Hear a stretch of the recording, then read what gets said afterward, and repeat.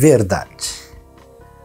Uma grande crise que está presente numa sociedade que perdeu a sua esperança é que ela deixa de acreditar que seja possível ter acesso à verdade. É de fato claro que a realidade é complexa, nós temos muitos elementos para serem entendidos e explicados, mas infelizmente, diante do mistério da vida, algumas pessoas perdem a esperança sem conseguir conectar uma parte com outra.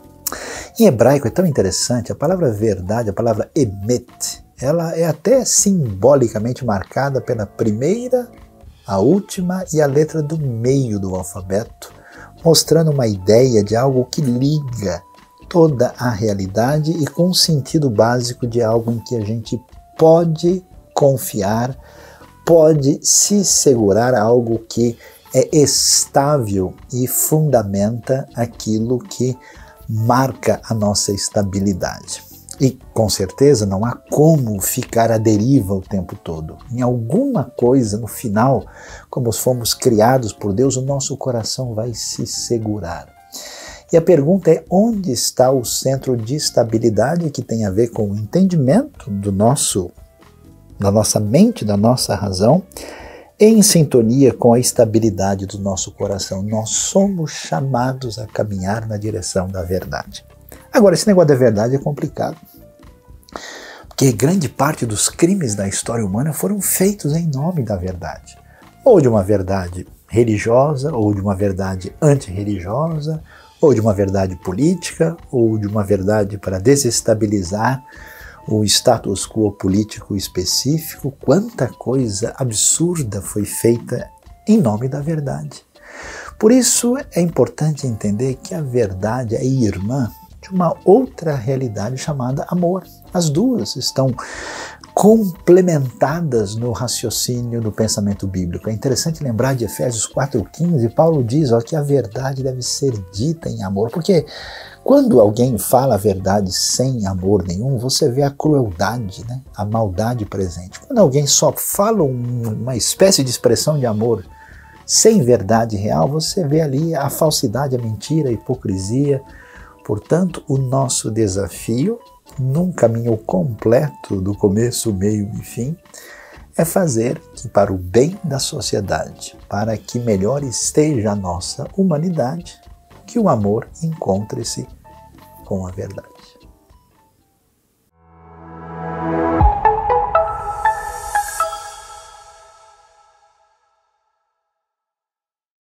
Olá, bom dia! Sejam todos muito bem-vindos a mais uma celebração da IBNU.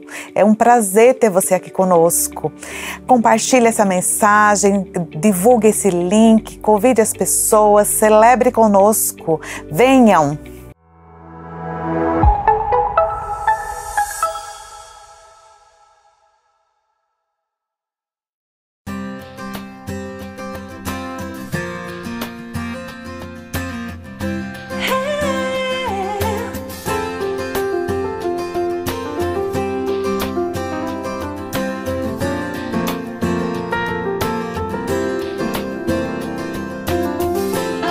Diante de ti, eu tenho tanto pra te agradecer. Graças dou, graças dou, o que me deste, Senhor, por tantas bênçãos que eu não posso ver. Graças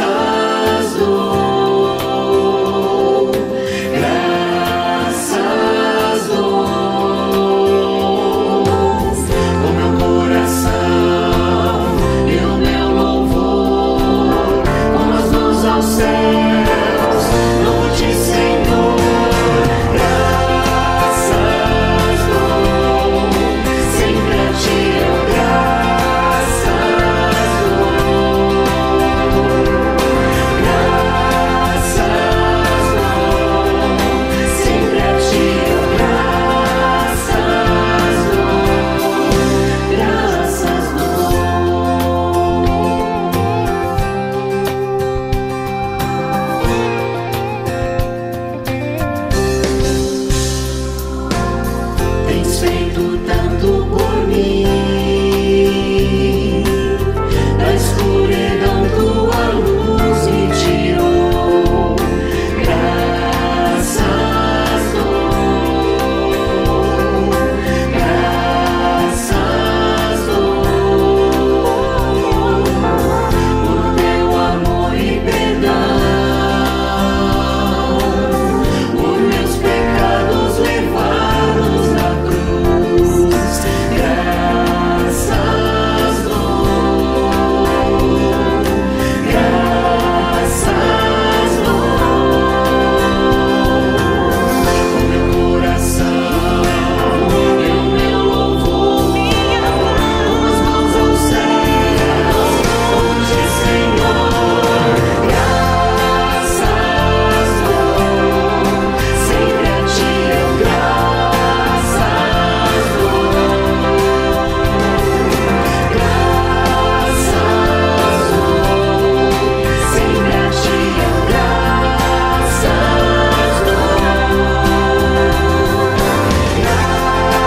dou, sempre a ti eu graças dou, graças dou, sempre a ti eu graças dou, graças dou, sempre a ti eu graças dou,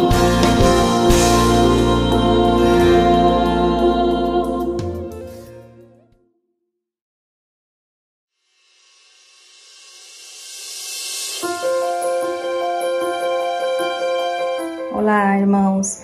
Estamos aqui hoje estamos aqui diretamente da Suíça. Sim, e nós queremos agradecer a todos aí da IBNU, de todos as nações, de todos os cantinhos, como diz o meu esposo. E nós estamos aqui para gravar um vídeo para vocês. E nós temos motivos muito especiais de gratidões e milagres. Nós queremos começar a agradecer ao nosso Senhor pela nossa vida e pela nossa saúde.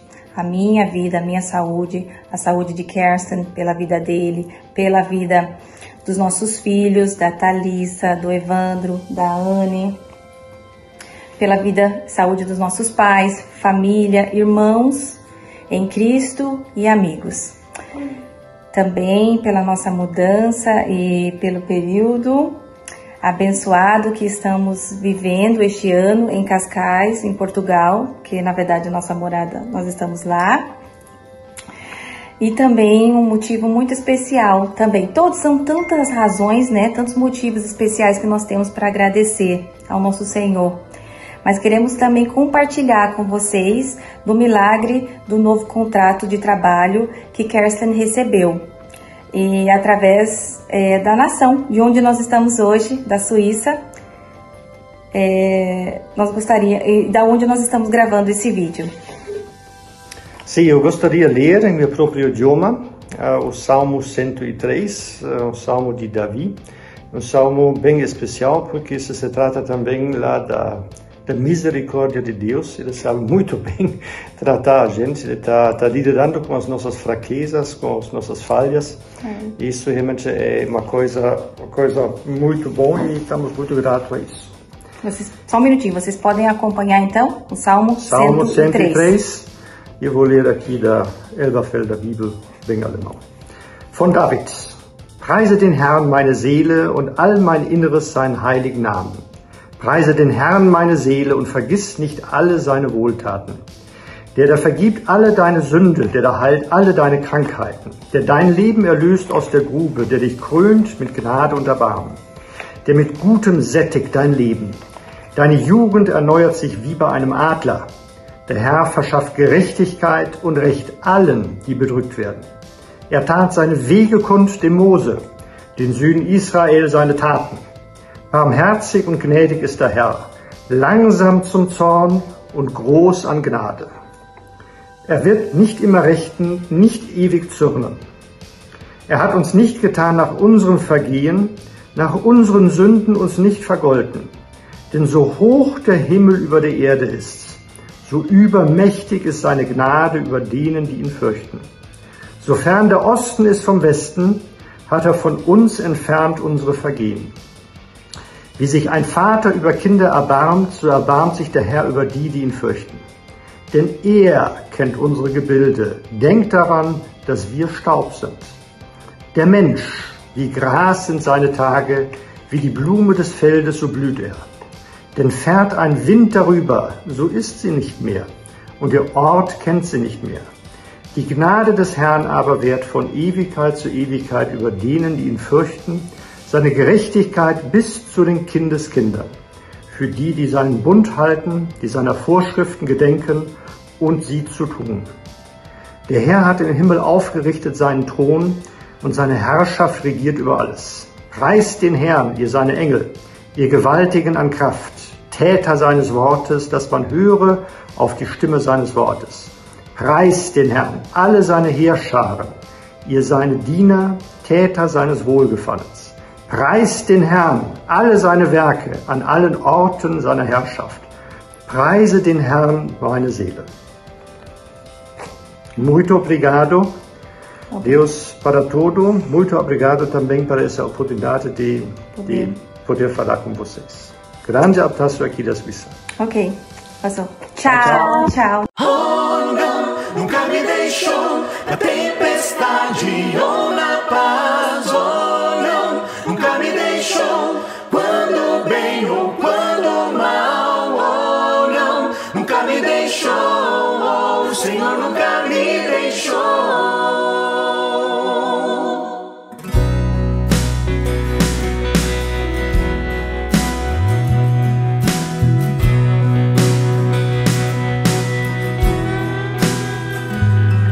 Que eu ande pelo vale da sombra da morte, o teu amor lança fora o medo.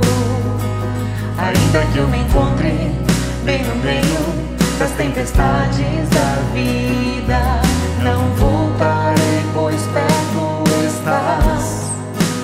Eu não temerei o mal, pois o meu Deus comigo está. E se o meu Deus comigo está, a quem eu temerei, a quem eu temerei. Oh, não, nunca me deixou na tempestade ou na paz. Oh, não, nunca me deixou quando bem ou quando mal. Oh, não, nunca me deixou. Oh, o Senhor nunca me deixou.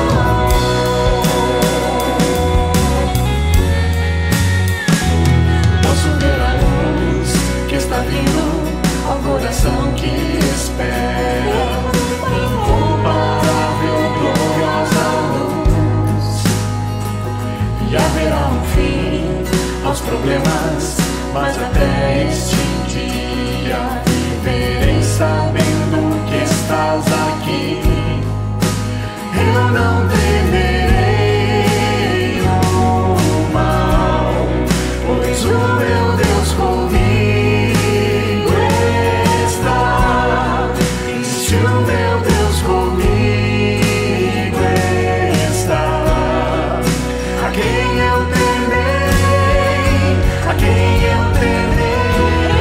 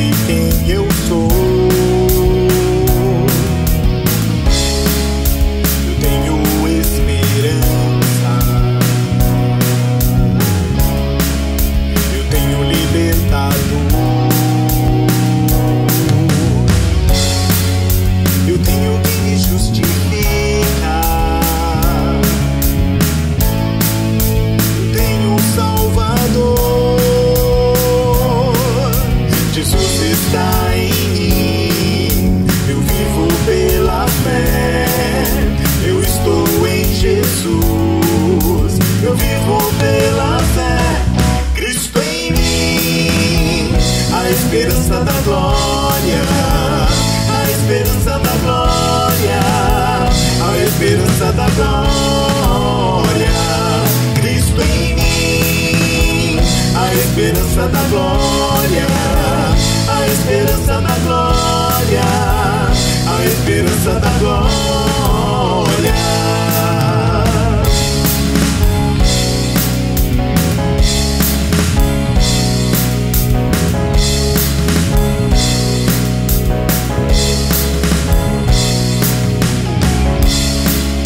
Eu vivo em santidade, eu vivo em retidão, eu vivo em humildade, eu vivo em oração, eu vivo em amor, eu vivo em comunhão, eu vivo em unidade, eu vivo em perdão. Jesus está em mim, eu vivo pela fé, eu estou em Jesus, eu vivo pela fé. Cristo em mim, a esperança da glória, a esperança da glória, a esperança da glória. Cristo em mim, a esperança da glória, a esperança da glória, a esperança da glória. Cristo em ti, a esperança da glória, a esperança da glória, a esperança da glória. Cristo em nós, a esperança da glória, a esperança da glória, a esperança da glória.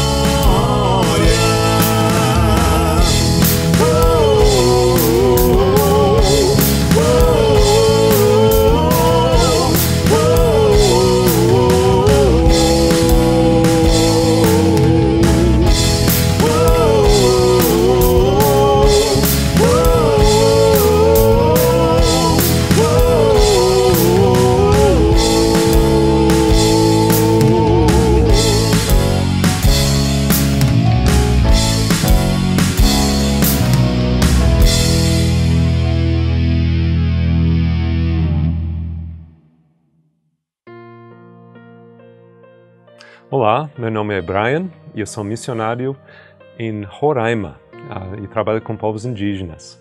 E dou muito graças a Deus pelo ministério da IBNU e como o Senhor tem usado essa igreja no mundo inteiro. E vidas sendo transformadas, sendo tocadas através do Evangelho e pela ação do seu povo. Nós agradecemos também pelo que Deus está fazendo em Roraima entre os povos indígenas. Então nós pedimos que vocês orem junto com a gente, para que Deus possa continuar a multiplicar a sua obra através da igreja e também através dos indígenas lá no estado de Roraima. Então vamos orar. Bondoso Pai, nós te agradecemos por este dia que o Senhor nos deu. Agradecemos pelo Evangelho em nossas vidas, como Cristo tem transformado os nossos corações. E como o Senhor tem nos chamado também para te servir e levar a tua mensagem para outros.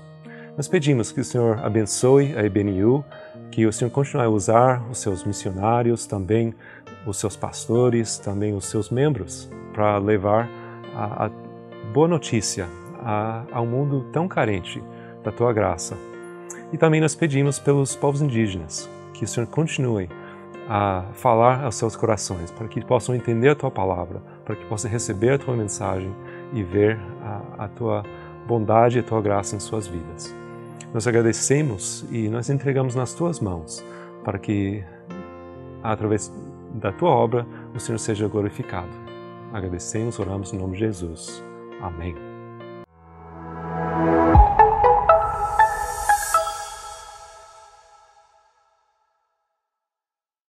Seja bem-vindo a mais uma celebração da IBNU, nesse momento em que nós vamos gastar um pouco aqui do nosso tempo juntos, estudando e conhecendo mais a respeito do que a palavra de Deus tem para nós nos dias de hoje. Essa palavra que é atemporal, que sempre conduziu o povo de Deus ao longo da história e também nos conduz nos nossos dias. E talvez você estivesse aí num planeta diferente do planeta Terra, talvez você não estivesse acompanhando as últimas notícias, estivesse escondido embaixo de uma rocha ou até dentro de uma caverna e não ficou sabendo do turbilhão de coisas que aconteceram na esfera pública, na esfera política no Brasil nos últimos tempos. Como você sabe, nós estamos num período cívico, num período de eleição, e hoje eu queria tratar com você sobre o tema eleitos, porém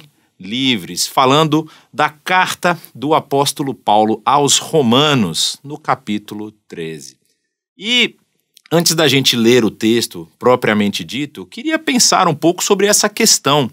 Como que a igreja, como que o cristão deve se portar em momentos como esse, em momentos onde a sociedade precisa tomar uma decisão, no nosso caso, pelos próximos 4 anos, os próximos 4 anos legislativos aqui no Brasil, e nós estamos escolhendo os líderes, as pessoas que nos representarão lá no Congresso Nacional, nas outras esferas da vida pública e também, no caso, aqui em São Paulo e em outros estados, em todos os estados, na verdade, governo e deputados e tudo mais. Como que a igreja deve se portar? Será que existe um caminho expresso no texto bíblico para eu poder me posicionar? Será que eu consigo entender que Deus quer que eu escolha o caminho A ou o caminho B?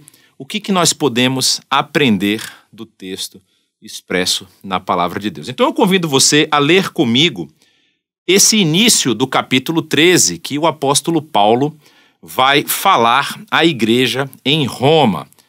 O texto diz o seguinte: todos devem sujeitar-se às autoridades governamentais, pois não há autoridade que não venha de Deus. As autoridades que existem foram por ele estabelecidas.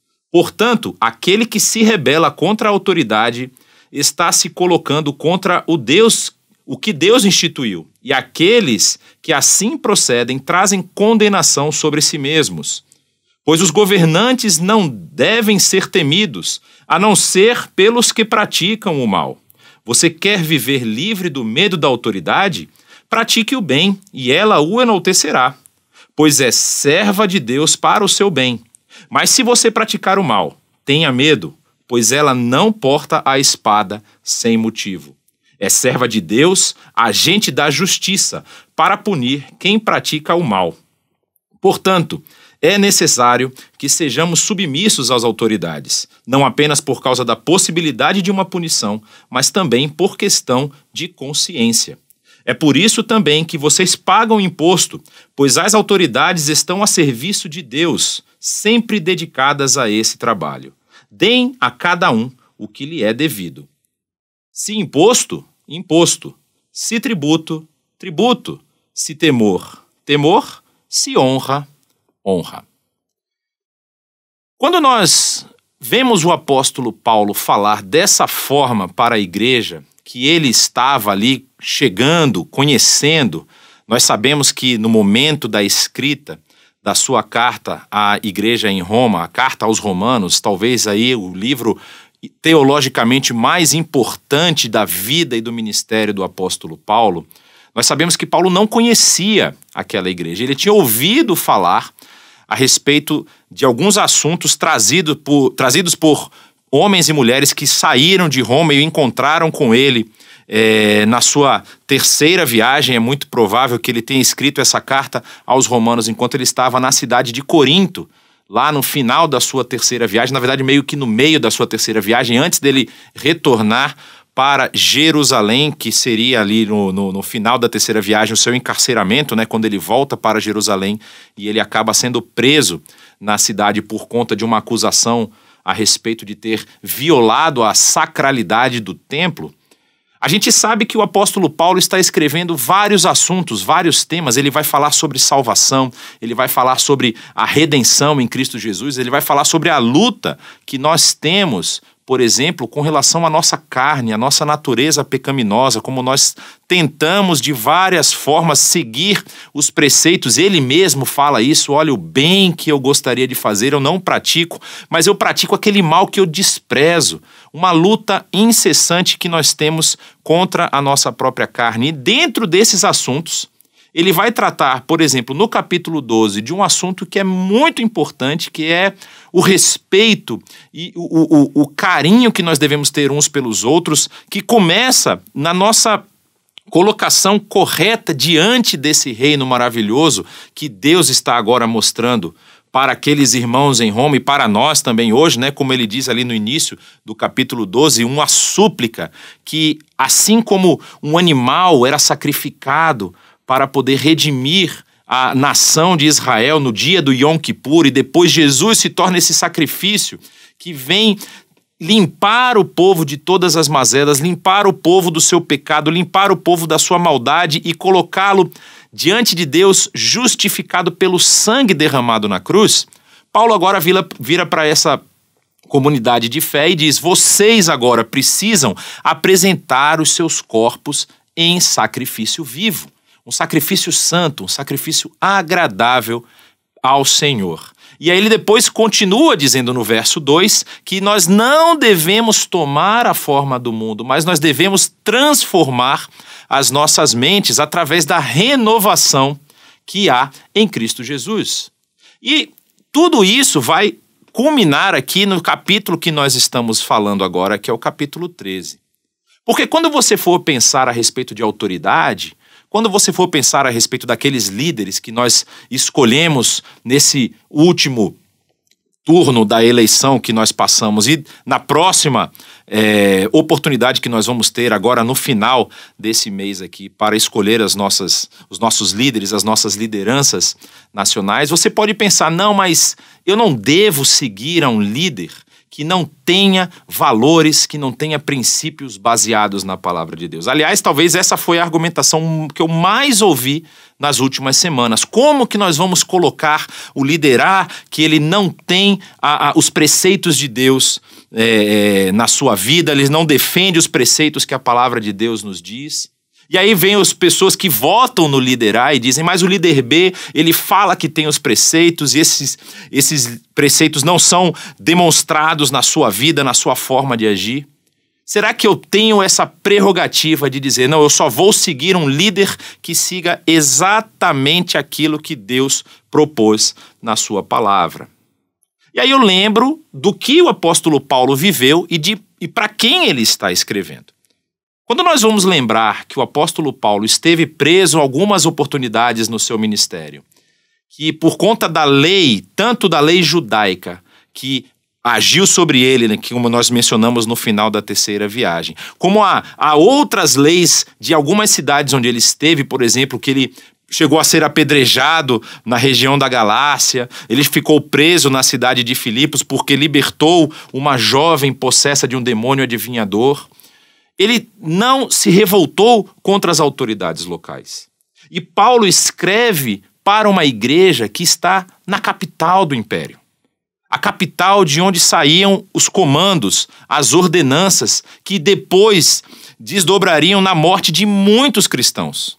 Muitos cristãos ali naquela igreja primitiva perderam a sua vida, perderam a sua liberdade por defenderem uma ideia que não estava nem um pouco preocupada em derrubar o estilo de governo, o modo de governo romano da época.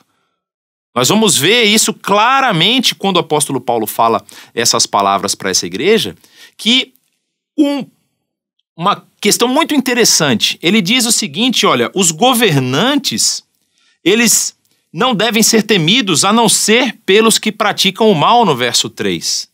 E ele diz um pouco antes que não há nenhuma autoridade que não venha de Deus. Então, como que a igreja hoje, como que eu e você, que defendemos esse estilo, essa forma de viver, de amor, de compaixão, de misericórdia, essa forma de viver que muitas pessoas falam, nós somos pró-vida. Como que nós devemos nos portar diante das autoridades? A situação da Igreja de Roma era muito pior do que a nossa situação hoje.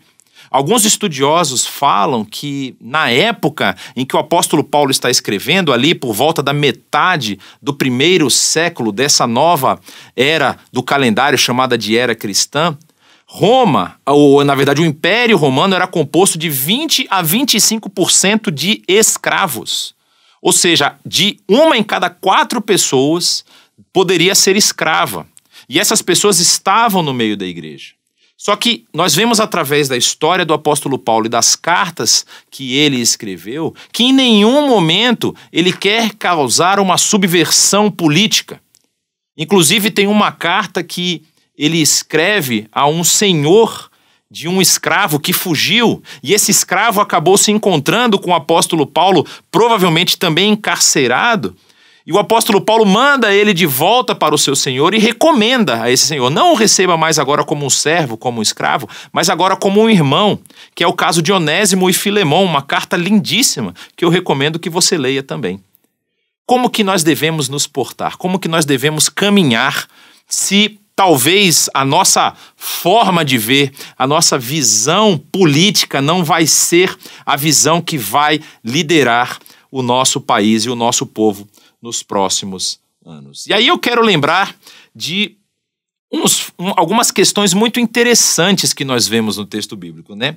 Porque quando a gente vê a situação do jeito que ela se desdobrou depois dessa oportunidade de eleição aqui no 1º turno, as notícias, a forma como a imprensa, como as pessoas estavam percebendo o movimento, como as pessoas estavam achando que ia se desdobrar, e de repente uma parte da população foi frustrada porque o seu candidato A, B ou C, eu vou até mudar as letras aqui para ninguém achar que eu estou fazendo algum tipo de, vou chamar de X e Y, né?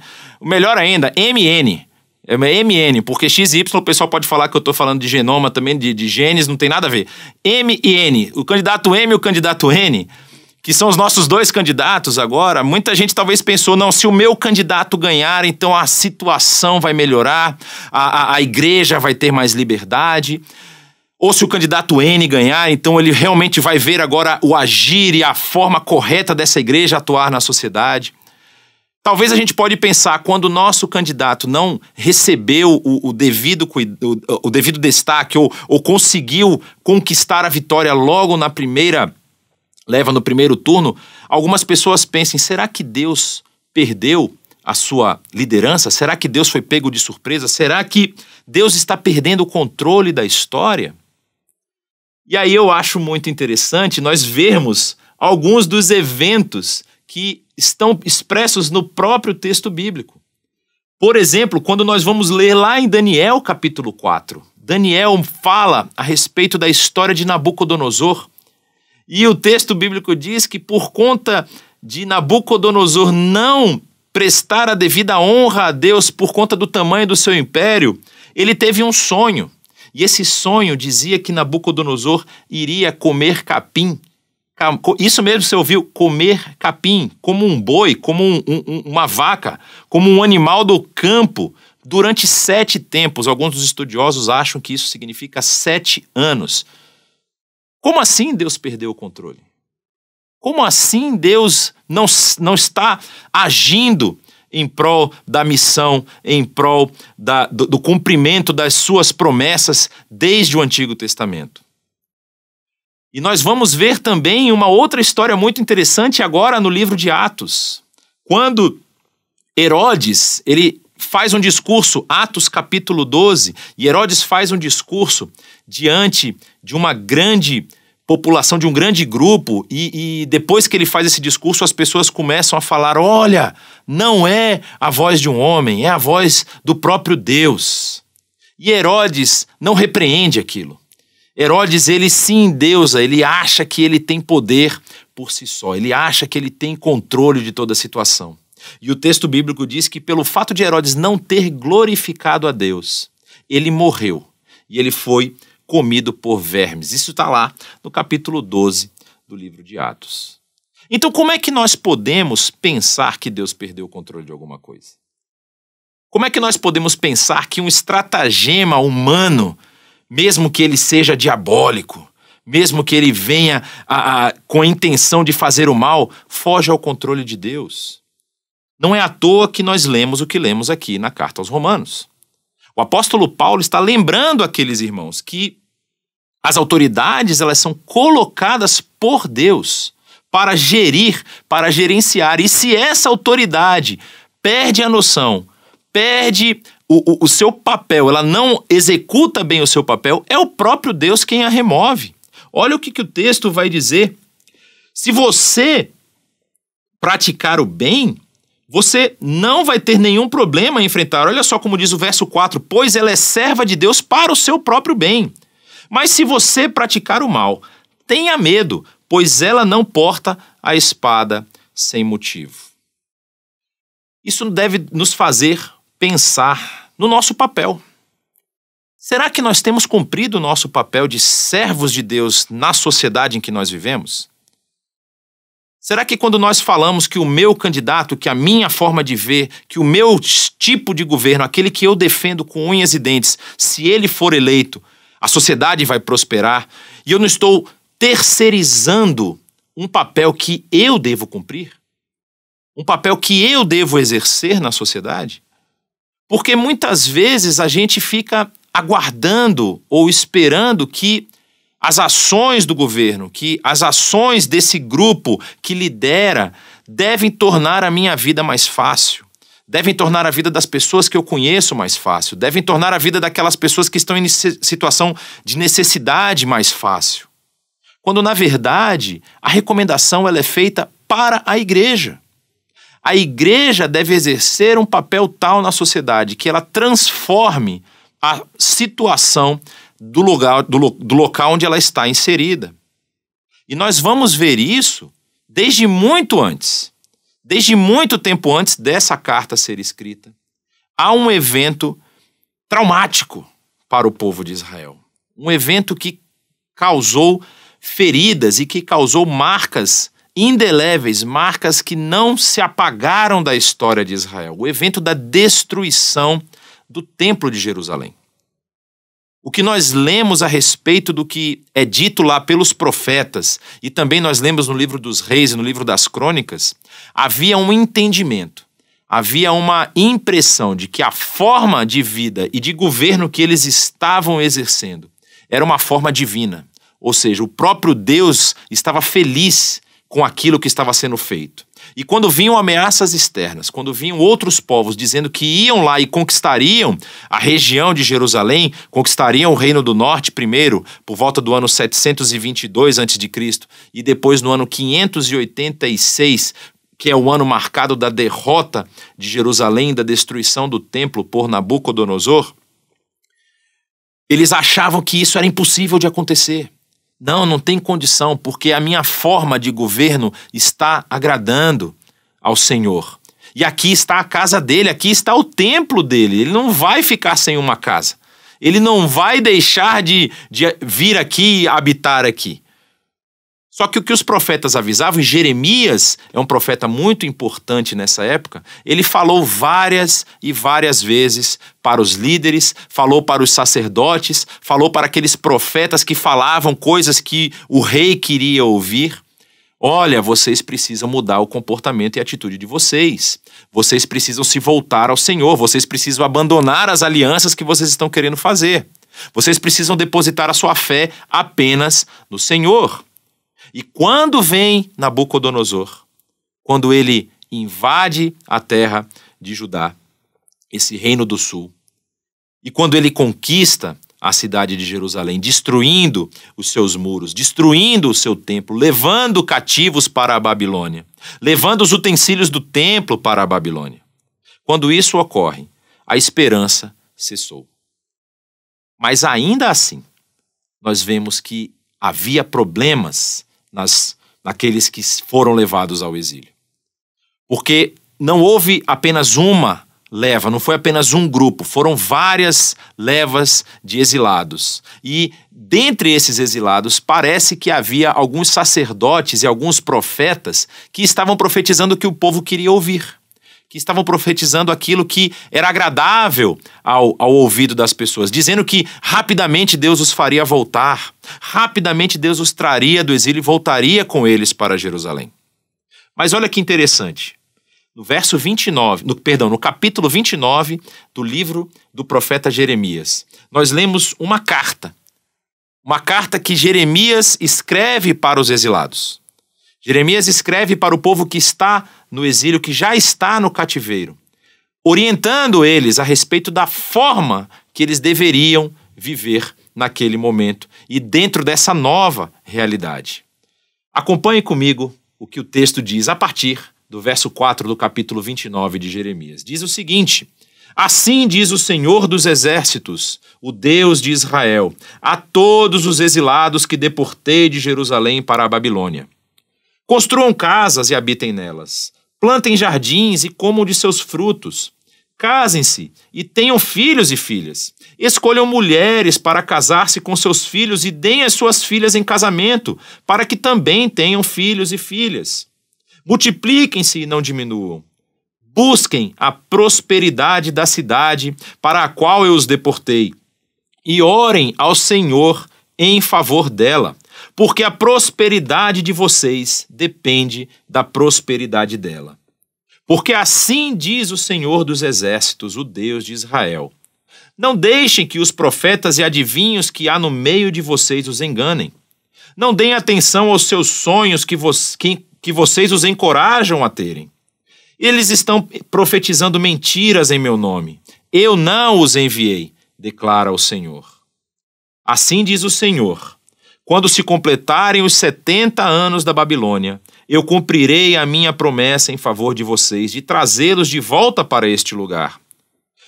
E aí tem um texto que já foi amplamente usado de formas muito diferentes.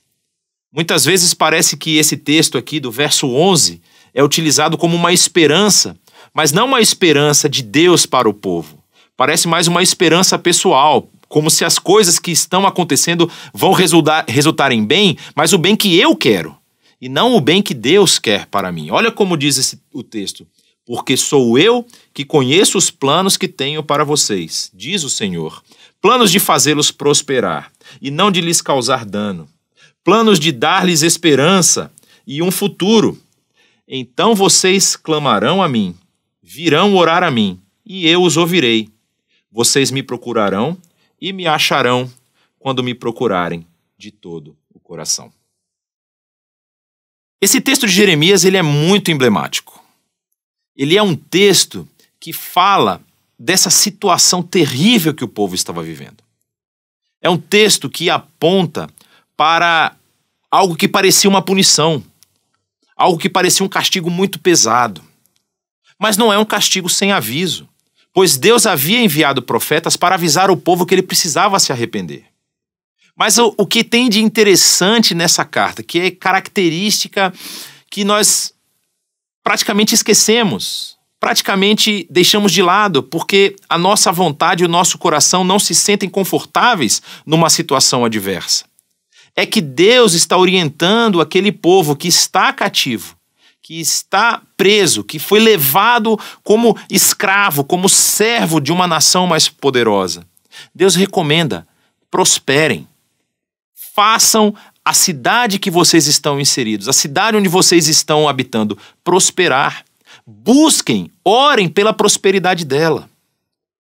E quando nós estamos numa situação tão ambivalente, né, de uma polarização tão forte política, de ideologias tão diferentes, talvez pode passar na nossa cabeça essa ideia: não, se o outro lado ganhar, eu vou trabalhar contra. Eu vou querer que ele perca, eu vou querer que tenha dificuldade, eu vou querer que ele seja massacrado, eu vou querer que a oposição faça uma perseguição ferrenha contra eles. Só que a ruína do governo daquele momento é a sua ruína. A ruína da cidade onde você está, seja qual for o governo, é a sua ruína. Jeremias deixa isso muito claro para o povo. Vocês têm que orar ao Deus dos céus, vocês têm que orar pela prosperidade do lugar onde vocês estão. E outra coisa que é interessante nesse texto, ele diz: continuem a viver. Continuem a viver. Não parem no tempo, não fiquem aguardando uma solução milagrosa do Senhor. Pois o Senhor não perde o controle da história. O Senhor não perde a direção, Ele não perde a mão de todos os acontecimentos que estão se sucedendo. E é importante frisar, é importante lembrar disso. Você deve, sim, trabalhar pela prosperidade do lugar onde você está. Mas talvez você está pensando, será que não era a nossa vez? Será que esse não era o momento em que nós, como servos do Deus Altíssimo, íamos ver implementado um governo que segue os seus preceitos?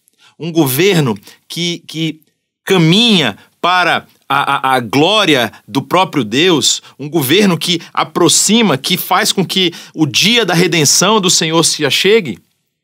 Aí eu recomendo você estudar aqui conosco um pouco sobre o Apocalipse, sobre o fim dos tempos. Nós temos séries aqui no nosso canal que podem te ajudar bastante a compreender um pouco mais do que precisa acontecer para que esse dia chegue.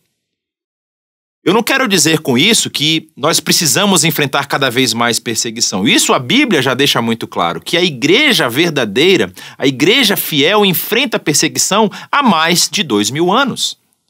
Ela enfrenta perseguição porque a forma de viver, a forma de se portar diante da sociedade é algo que não pertence a essa sociedade. Nós somos peregrinos. Nós não estamos aqui porque nós moramos e pertencemos a esse lugar. Nós estamos aqui passando, mas nós pertencemos a um reino glorioso nos céus.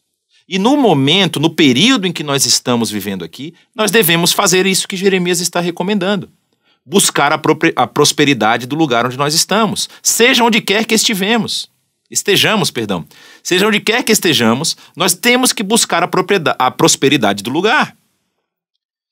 E aí nós vemos um dos apóstolos, não o apóstolo Paulo, mas o apóstolo Pedro, falando a respeito dessa questão de que às vezes a gente pensa, a gente acha que está demorando muito esse momento.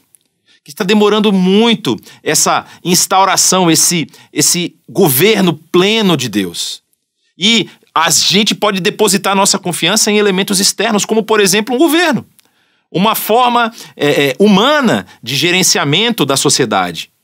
E, em vez de nós depositarmos a nossa fé e a nossa confiança nesse Deus que cuida de todas as coisas. Lá na sua segunda carta, a carta que o apóstolo Pedro escreveu para as igrejas ali da região da Galácia, no capítulo 3, verso 9, Pedro ele vai dar um recado para a igreja, para essas pessoas que estavam impacientes, achando que Jesus tinha que voltar logo, que estava demorando demais, né? E que talvez alguma mudança no governo facilitaria a vida deles. E aí ele diz o seguinte, conforme nos diz o texto bíblico: o Senhor não demora em cumprir a sua promessa, como julgam alguns.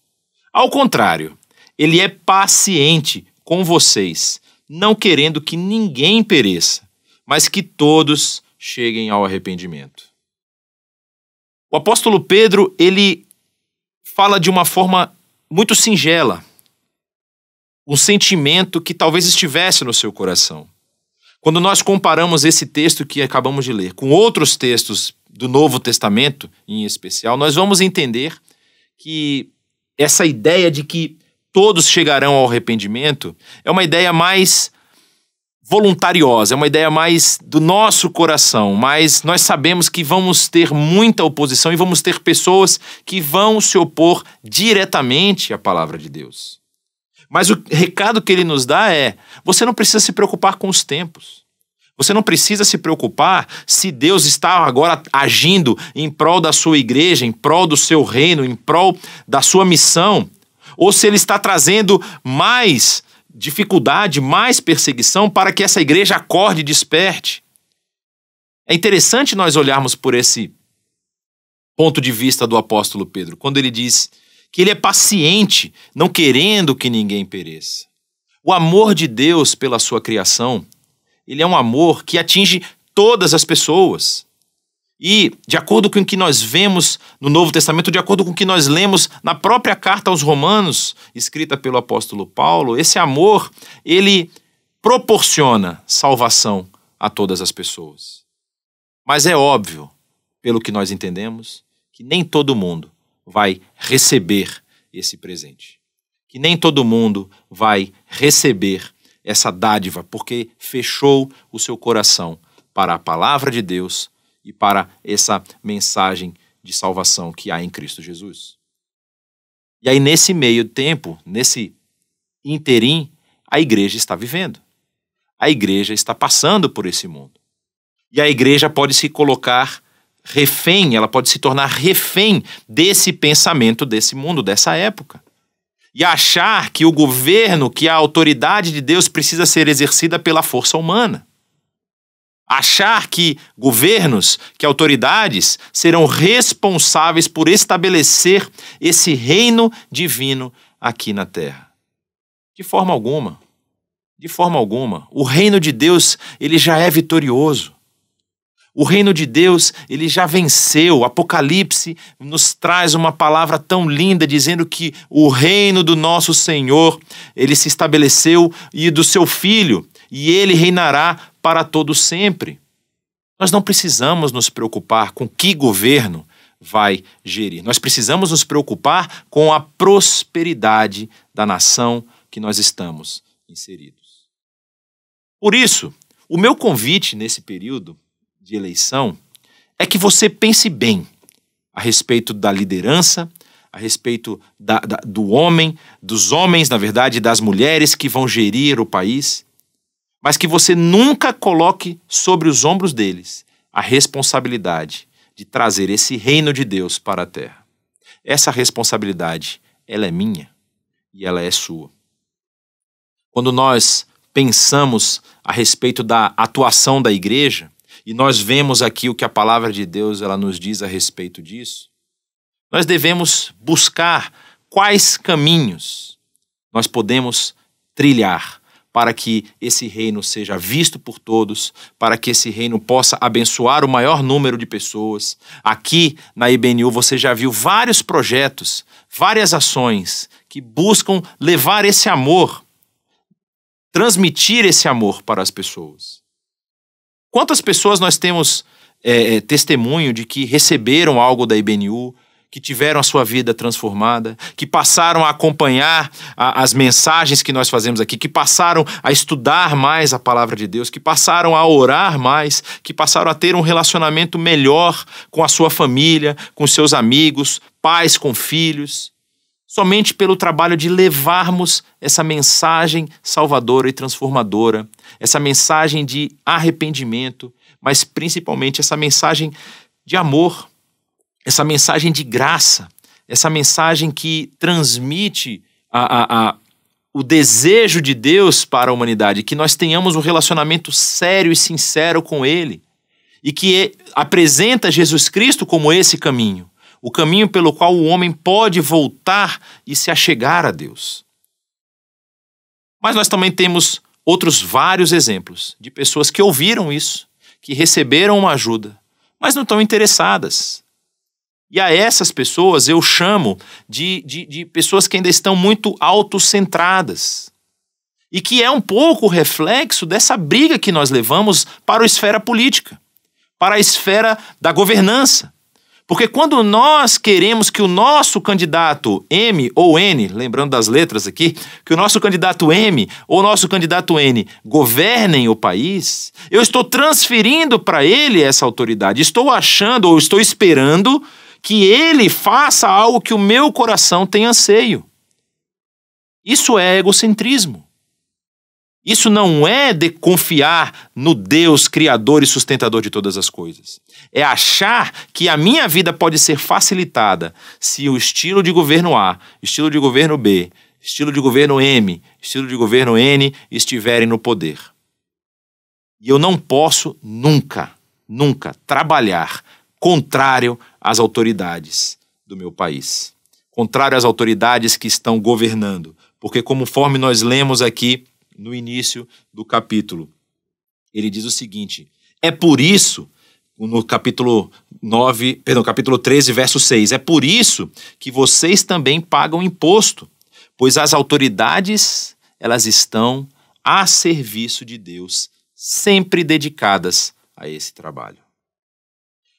Quando Jesus foi perguntado se era justo, se era lícito pagar imposto a César, ele faz um estratagema. Ele sabia que se ele respondesse algo que pudesse ser usado contra ele, as pessoas o acusariam de ser um subversor, ele derrubar o governo de César ou queria tomar o lugar de César. E aí Jesus pega aquela moedinha que tem a esfinge de César, a efígie, na verdade, né? E o rosto na moeda que era de César. E aí ele diz, de quem é esse rosto? O que está aqui? As pessoas falam, não, esse é César. Então entreguem a César o que é de César. E entreguem a Deus o que é de Deus. Ou seja, quando nós temos uma liderança, quando nós temos um governo, nós temos que trabalhar em prol da prosperidade desse governo. Trabalhar em prol da melhor atuação com os nossos impostos, com as nossas orações, com a nossa vida, com as nossas ações. O apóstolo Paulo é muito claro, ele diz, se você praticar o bem, o governo o enaltecerá. Agora, se você praticar o mal, se você agir contrário às determinações do governo, não é à toa que ele usa a espada. Nós não podemos querer o mal de um governo que é contrário à nossa forma de ver a vida, à nossa forma de ver o mundo. E isso serve literalmente para todas as pessoas. A oração pelo governo, a dedicação para que o governo prospere, não apenas naquilo que me agrada, mas que prospere de acordo com os preceitos e as indicações da palavra de Deus, ela representa a minha prosperidade, representa a sua prosperidade. Assim como nós lemos lá na carta de Jeremias. E aí você pode estar se perguntando, mas então como que nós devemos fazer isso? Como que eu vou trabalhar se eu achar que o governo eles tem uma ação que é contrária ao que a palavra de Deus me diz? Que ele tem uma ação que é o oposto daquilo que eu acredito. Em primeiro lugar, você deve estudar e estudar a palavra de Deus. Estudar a fundo. Depois você deve orar pelos seus governantes. Mas, principalmente, para aqueles que estão lá longe, você ora, mas para aqueles que estão perto, que talvez pensem diferente de você, a recomendação da sequência do capítulo 13 de Romanos, ela se faz muito presente. Veja bem o que o texto vai nos dizer a partir do verso 8. Não devam nada a ninguém, a não ser o amor de uns pelos outros, pois aquele que ama o seu próximo tem cumprido a lei. Pois estes mandamentos, não adulterarás, não matarás, não furtarás, não cobiçarás, e qualquer outro mandamento, todos se resumem nesse preceito: ame o seu próximo como a si mesmo. O amor não pratica o mal contra o próximo. Portanto, o amor é o cumprimento da lei. Talvez você tenha ouvido falar de famílias, amigos, parentes que brigaram e até romperam relacionamentos por conta de pontos de vista políticos divergentes. Não é isso que nós ouvimos da palavra de Deus. O amor, ele deve ser o elo, ele deve ser aquilo que nos une. E ainda que nós tenhamos pensamentos diferentes, a outra pessoa, esteja ela na igreja, principalmente se ela estiver na igreja, mas esteja ela fora da igreja, ela precisa receber do amor de Deus através da minha vida. Nós não podemos deixar que visões de mundo, visões de governo diferentes separem, cessem o amor uns pelos outros. Eu li esses dias no Instagram uma postagem, eu não vou me lembrar exatamente a conta que postou isso, mas ele dizia assim: você continua sendo meu irmão mesmo que você pense diferente de mim. Vou continuar te amando. Essa é a mensagem. É isso que o apóstolo Paulo está falando aqui para nós. Mesmo que quando ele recomenda que as pessoas façam o bem e não o mal, é possível que ele tenha ouvido desses irmãos que se chegam até ele e foram falar a respeito da igreja em Roma, que algumas pessoas da igreja estivessem pensando em se revoltar contra o governo. se revoltar contra a liderança romana da época. E aí o apóstolo Paulo recomenda, olha bem o que vocês estão fazendo. Porque as autoridades, elas estão lá porque Deus as instituiu. E se você fizer o bem, você será enaltecido. Mas se você fizer mal, ela tem a espada para julgar você. Só que isso vale para a esfera pública, para a esfera política, que é um pouco mais afastada de nós. No nosso relacionamento diário, o que precisa imperar é o amor. Você precisa amar o seu irmão, apesar da política. E o texto continua dizendo, a partir do verso 11, façam isso compreendendo o tempo em que vivemos.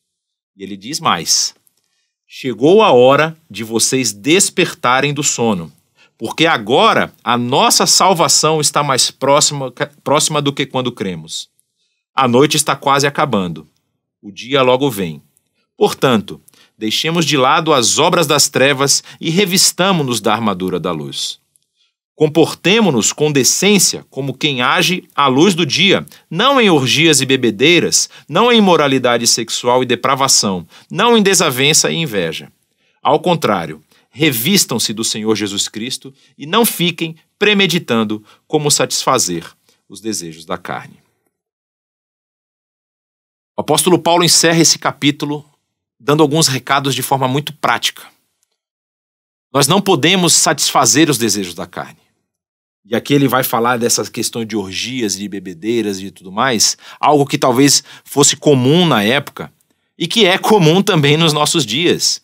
Hoje nós talvez, as pessoas que vivem num ambiente eclesiástico mais fechado não tenham tanto contato com isso, mas nós sabemos que isso ainda ocorre em alguns ambientes, ambientes fora da igreja, ambientes às vezes familiares, pessoas que passam por situações de dificuldade, situações de abuso, situações de problemas de violência doméstica.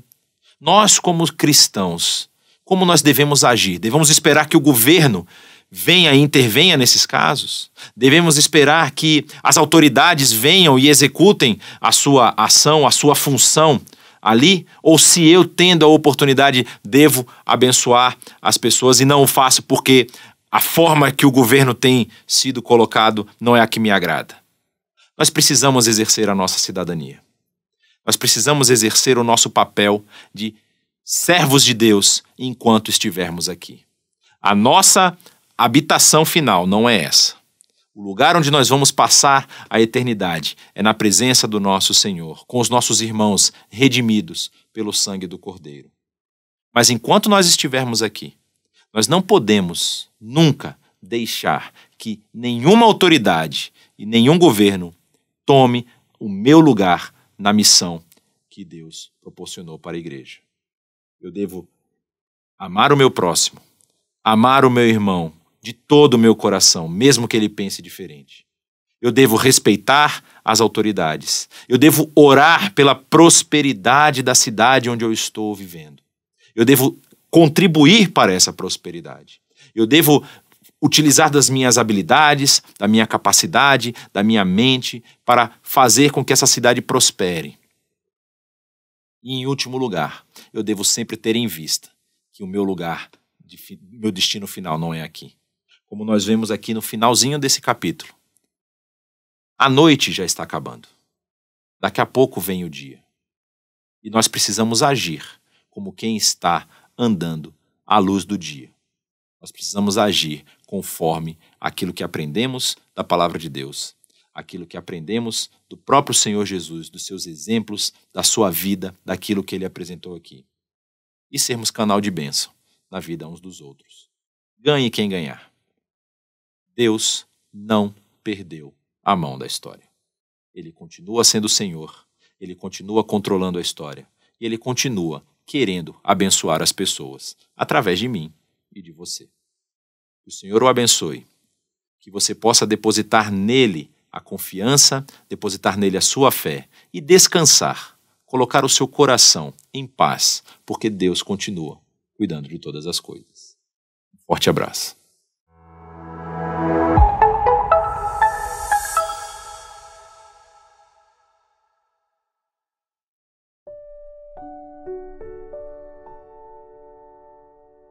Nesse momento da nossa celebração, temos a oportunidade de participar daquilo que Deus está fazendo no mundo através também das nossas contribuições. E isso é um momento muito especial para todos nós, porque nós sabemos que tudo aquilo que nós temos veio do Senhor. Tudo aquilo que nós somos é o Senhor agindo em nós e transformando a nossa vida. Então é um momento onde nós podemos olhar para aquilo que Deus está fazendo através de nós também em relação a outras pessoas. E nós sabemos que tem muitas pessoas que estão passando nesse momento mesmo por muitas necessidades. Pessoas que estão vivendo numa realidade bastante complicada. Missões, temos aí situações de conflitos no mundo e pessoas estão realmente precisando. E nós queremos convidar você a fazer parte de tudo isso com a gente aqui na IBNU. Então você pode enviar a sua contribuição para a IBNU e nós temos certeza que vamos poder colocar esse valor para abençoar outras pessoas. Eu quero orar, inclusive, com você nesse momento, colocando tudo isso e até mesmo a administração de todos esses recursos diante de Deus. Senhor, muito obrigado porque o Senhor nos dá essa oportunidade de sermos transformados por Ti, de vermos o Teu agir em nós, mas também de sermos usados, de podermos compartilhar da Tua mensagem, de podermos abençoar outras vidas e podermos contribuir para que outras pessoas possam ser alcançadas pela Tua mensagem, alcançadas, Senhor, em relação às necessidades, às vezes até mesmo básicas que estão enfrentando. Pessoas que estão realmente em estado de vulnerabilidade e que a IBNU tem apoiado projetos ao redor do mundo, alcançando essas pessoas e transformando a vida delas também. É por isso, Pai, que nos sentimos realmente agradecidos, nos sentimos privilegiados de participar desse momento. Que o Senhor abençoe cada coração naquilo que tem ofertado. Que o Senhor realmente continue dando essa alegria, como nós vemos o apóstolo Paulo falando ali em 2 Coríntios, daqueles irmãos da Macedônia que deram, Senhor, a própria vida, no sentido de se colocaram à disposição porque queriam ser grande bênção na vida de outras pessoas. E que momento especial e maravilhoso é esse. Que o Senhor também abençoe cada um daqueles que administram na IBNU, para que os recursos possam chegar de uma forma, no tempo certo, alcançar essas pessoas e vermos pessoas sendo transformadas. Em nome de Jesus. Amém.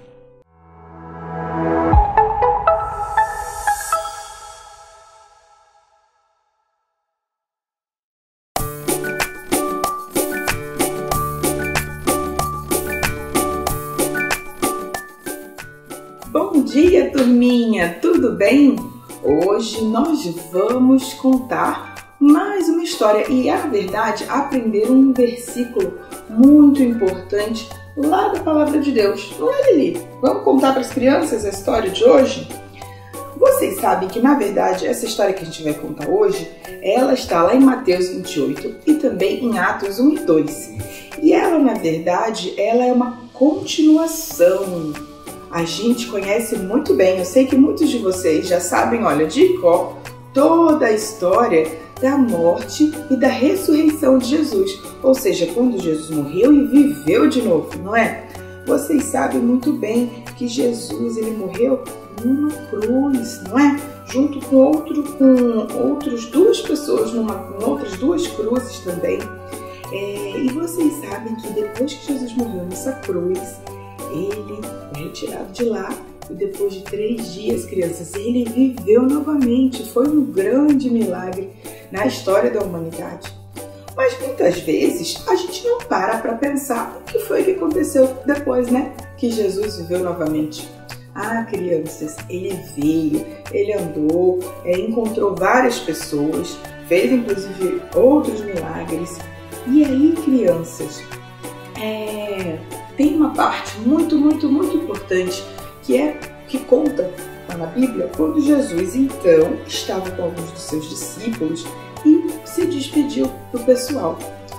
E aí é o versículo que eu queria ensinar para vocês hoje, que fala bem assim: Jesus parou perto deles e aí falou para eles: olha, toda a autoridade, ou seja, todo o poder me foi dado nos céus e na terra.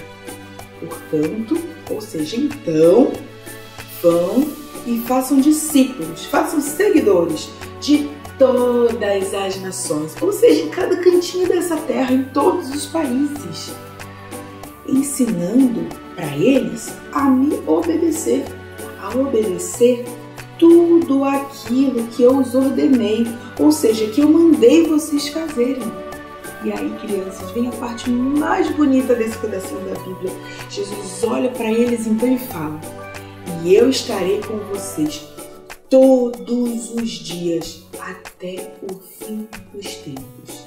Depois que Jesus falou isso, crianças, olha o que aconteceu. Ele simplesmente começou a subir, subir, subir.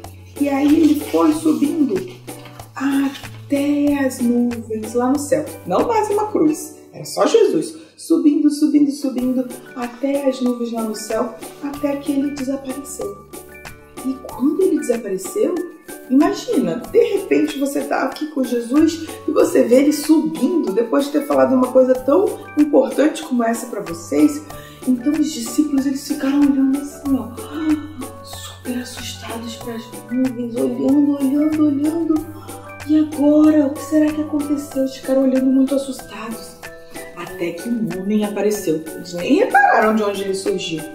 Todo de branco. E falou para eles: por que vocês estão olhando lá pro alto? Vocês não ouviram o que Jesus acabou de falar para vocês? Vamos lá, vamos obedecer o que ele falou. Olha só, criançada. O que a gente lembrar dessa parte da história nos ensina? E essa parte da história, que muitas vezes a gente esquece, ela nos ensina que Jesus, ele está com a gente até hoje. Exatamente. Aquilo que Jesus falou para os discípulos naquela época ainda serve para você, serve para mim. Jesus está com a gente todos os dias, em todos os lugares, em qualquer situação. Nos momentos alegres, nos momentos difíceis. Não esqueça, crianças, Jesus está com vocês todos os dias, para sempre, até o fim dos tempos, até ele voltar, assim como um dia ele subiu também, tá bom? Um beijo para vocês e lembrem isso durante essa semana.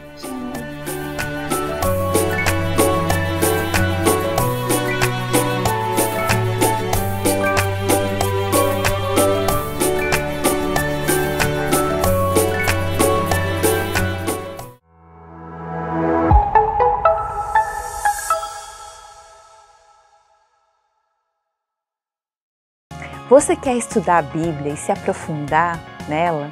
Então é aqui mesmo.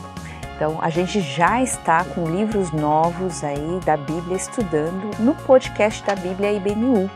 Já começamos com o livro de Amós, o profeta. O que ele será que ele fala?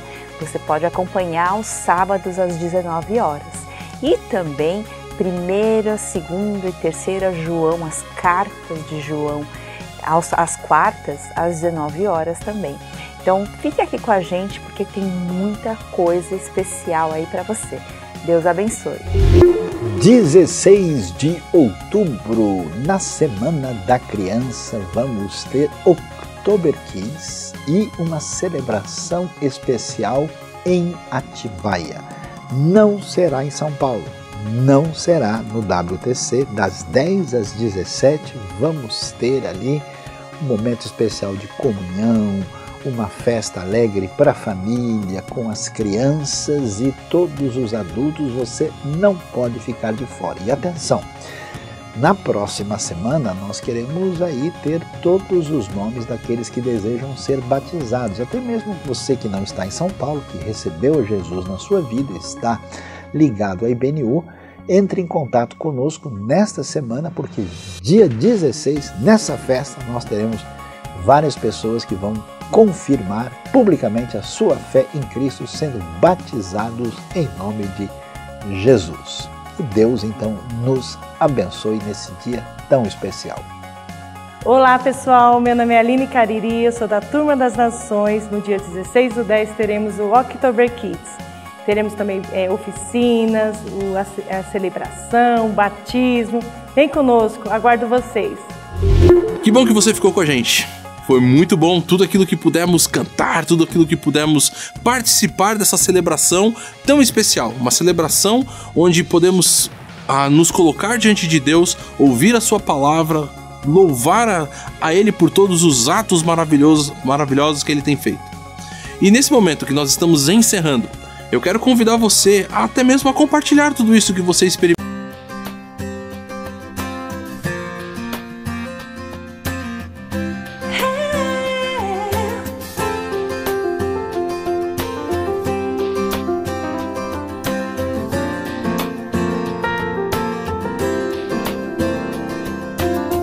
Aqui diante de ti